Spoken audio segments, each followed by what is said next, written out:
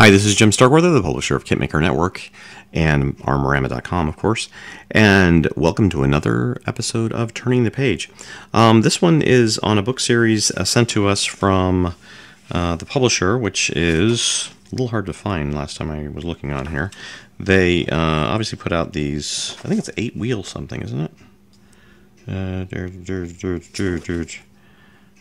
Yeah. Oh, from the from the collection of 8 Wheels Dash Good. Obviously, it's some kind of unique scenario.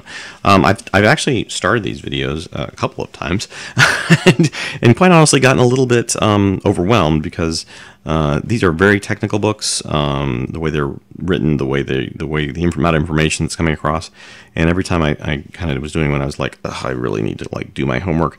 Unfortunately, I don't have time to do any homework, and I was really bad at it in school too. So that's probably why I'm really bad at a lot of the things people catch me up on sometimes, like with the Tamiya release of the mosquitoes. Do you have any clue what you're doing here? No, I don't. I'm just kind of bumbling right into it. So I'm going to bumble into this one too. Because this is a Tauch PzKpfw 4. I think that's the right way to say it. I'm not really sure. And again, I don't speak German, so this is the Ausf D and E. I mean, people actually sometimes get me on oh, but you're not saying it's an Ausf something something something something in German. It's I know I'm not going to say that because to me it's just an Ausf. That's that's what I see, Ausf something something something. So it's great that you know that it's a Ausf something something something something, but I don't. All right, enough of that. I'm going to stop with the self-deprecating dialogue. All right. Now again, these books are a pictorial study of German submersible tanks, their units and markings. PzKpfw 4 in the front, supplementary edition number 1 from the collection of 8 Wheels Good. There is a lot of text here on this picture, but as a graphic designer, they flubbed up because you don't put white text over things like this that you can't barely read. So, yeah. All right. This good. White text on black background. Good. Nice, good. All right. So you can see there's an introductory section with these. By the way, there's also blurb here, which I'm not really sure. It says first published in Great Britain 2011 by 8 Wheels Publishing. So it looks like somebody who's bought their original books and decided to reprint them, probably with cooler black graphics and so forth, which I'm not saying they are cool. So, the blurb provided layout designs and graphic elements are copyright Blurb 2008. This book was created using the Blurb Creative Publishing Service. The book author retains sole copyright to his or her contributions.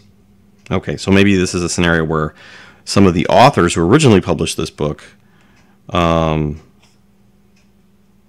not even, it's just complicated. I'm not going to try to figure it out. Like I said, this is where I've gotten caught up before and just decided to try to do some homework on it, but I still haven't done the homework on it. So, all right, so the book broken down text, like I said, part 1, this has got photos. Most of this is going to be photo reference. You can see there's some photos in here. They're they are actual in theater combat photos, not combat per se, but I mean taken by someone obviously in the combat arena theater. And so some of them are blurry, this photo isn't very clear. This one's a little bit better. Again, not very clear. Or these have been blown up, one of the two, not sure which. Actually, obviously this one is blown up because this is the original photos over here, which is pretty clear, but blowing it up obviously makes it a lot more blurry. So some good. That's nice sharp photo. A little blurry. Nice sharp photo. A little bit kind of rough lighting wise. Nice sharp photo. So it's not like they're all blurry. It's just that some of them are. So, but and again, and some of these are motion shots where the camera was moving, that type of thing. But for this specific tank, obviously there's not going to be a whole lot of photos out there. So the fact that they were able to get these is probably good. So I don't know the rarity of these photos either. I'm not seeing any photos I recognize, but I'm sure some of you are. So, but again, going through photo reference, see some things like the 17th Panzer Division here, and lots of information here with some illustrations, and again back to the photos. So yeah. Lots and lots of photos and text and detail and so forth. And if you're looking for a book on the Tauch Panzer IV, this one probably would make a good addition to your library if you can find it and it's reasonably priced and so far. So forth. I can speak. Yes, I can speak good. I speak the English is good. All right. Well, this was a little bit of a rough Turning the Page. I apologize. I'll try to do the other ones. There are actually 2 more books coming up in this. So the I can't speak. The PzKpfw 4 at the front. Update number 3, Factory Production Guide G. Whoa, titles.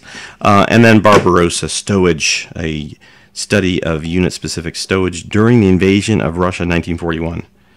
So yeah, this is why publishing companies have marketing experts. I'm not trying to be overly critical. I'm just saying some of these titles and some of the way the books are laid out obviously speak to not perfect kind of, or not high levels of marketing kind of savvy. That's fine. I'm not saying they have to be. I mean, I made a website, and I'm not the best web designer in the world, or the best web programmer. Well, thanks for watching. Again, apologize if this one was a little bit rough, but we'll try to get through the other 2 and then get them published quickly. These books have been sitting here for a couple of months, 4 months now, so I really wanted to get them done, and now that they are getting done, I feel better about it. Don't you feel better about it? I do. I feel much better about it. So thanks to the publisher, I believe, who sent us these. Sorry if I've been a little bit... I'm trying to say that they're obviously going to be probably good reference books. I just when I look at a book, it's easier if things are laid out in a way that kind of graphically or informationally makes sense. And I probably should, saying that, I should probably, because again, I don't want to be overcritical, I will give you an excerpt of text. Because some of you are going to be like, well, God, if the layout's bad, then maybe the text is bad. All right, so we'll take a look at this just at random here. The initial Tauch Panzers, PZS, were supplied to the 18th Panzer Division, and these images show them in training during the War of 1940-41 period. At this time, the division had 2 regiments, Panzer Regiment 18 and Panzer Regiment 28, and having 2 battalions referred to as Tauch Panzer Opt A and B, A, B, C, D.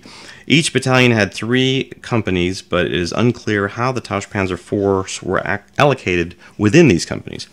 The turret numbers used in the following images suggest it did not follow the standard practice of other division at the time. So obviously there is some English translation-y things going on. I don't know. I can't tell what the original origins of these are because, again, they're not really listing authors or anything on these books. So, but again, if you're looking for reference photos, reference information on them, you saw what's in here, so I'll let you guys decide, and I'll step back from this and on the next one and just kind of show the books. How's that? All right, well, getting along about way, this is probably going to be the longest book turning the page I've ever done. But thanks for watching, and if you're still with me to this point, I appreciate you, getting through all that. And we'll see you next time on Turning the Page.